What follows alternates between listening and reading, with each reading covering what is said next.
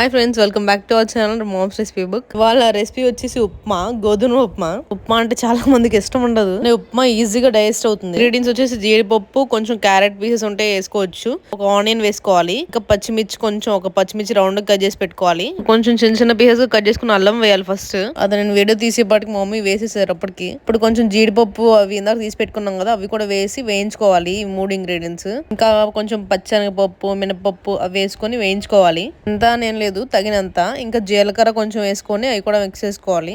ఇందాక కట్ చేసి పెట్టుకున్న క్యారెట్ పీసెస్ ఇప్పుడు యాడ్ చేసుకొని అవి కూడా వేయించుకోవాలి. దీంతో పాటు పచ్చిమిర్చి ఇంకా ఉల్లిపాయ కూడా వేసుకొని అవి కూడా వేయించేసుకోవాలి ఒకేసారి.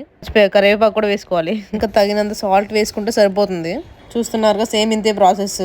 ఇప్పుడు కొంచెం హైలో పెట్టుకుంటే కొంచెం ఫాస్ట్ గా అయిపోతుంది. ఇప్పుడు ఒక 2 గ్లాసెస్ పాటు వాటర్ పోసారు మా మమ్మీ ఇక్కడ. అంటే మనం ఉప్మా తీసుకునే క్వాంటిటీ బట్టి వేసుకోవాలి వాటర్ అనేది. అంటే ఒక గ్లాస్ ఉప్మా అయితే 2 గ్లాసెస్ అట్లా వేసుకోవాలి. ఇప్పుడు కొంచెం హై ఫ్లేమ్ పెట్టేసుకోవాలి. వాటర్ పోసాక మరుగుతూ ఉంటది అనమాట. చూస్తున్నారుగా, ఇట్లా మరుగుతున్నప్పుడు మనం ఉప్మా అనేది వేసుకోవాలి. అప్పుడే త్వరగా ఉడికిపోతుంది. ఇట్లా ఇందాక తీసుకుని పెట్టుకున్న ఇంక ఉప్మా అనేది దీంట్లో యాడ్ చేసుకున్నారు. దీనిలో ఫైబర్ కంటెంట్ ఎక్కువగా ఉంటుంది, ఇంకా ప్రోటీన్, ఐరన్ ఇవన్నీ వెయిట్ లాస్ మేనేజ్మెంట్ కి ఉపయోగపడుతుంది. నెక్స్ట్ ఇంకా డయాబెటీస్ ఉన్న వాళ్ళకి చెప్పక్కర్లేదు, చాలా బెనిఫిట్స్ అన్నమాట హెల్త్ కి. చూస్తున్నారు ఇలా 5 to 10 minutes పాటు అలా సిమ్ లో పెట్టి ప్లేట్ వేసి వదిలేస్తే సరిపోతుంది. ఫైనల్ గా గోధుమ రవ్వ ఉప్మా అనేది రెడీ అయిపోయింది. టేస్ట్ చాలా బాగుంటుంది మీరు కనుక ట్రై చేస్తే. Please do like, share, subscribe to our channel. Thanks for watching our videos.